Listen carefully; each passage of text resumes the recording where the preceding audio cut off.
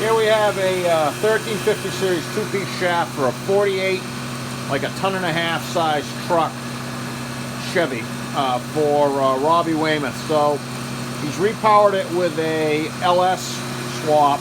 He used the four-wheel drive power head with a transfer case because it was available, and it also gives him low range for, this is not going to be a working truck, this is going to be like a parade vehicle, so it gives him low range to go real slow with, and still gives him obviously regular highway speeds, but once again, it's a 48 truck, so it's not a race car. So I repurposed this drive shaft. The OE drive shaft was in pretty good shape. Unfortunately, the front section was dented right where I needed to put the slip yoke. The front section was way longer in its previous life.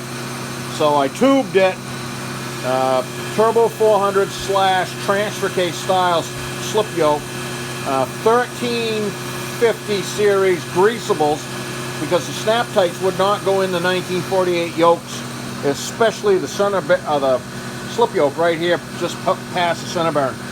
A new 210 367 center bearing, splicer bearing, that I massaged to work with the OE slingers. It's a little bit longer than the original the original shaft would have been, because this is the old bearing hanger, and the bolt holes are like 5/8 of an inch behind the center of the bearing.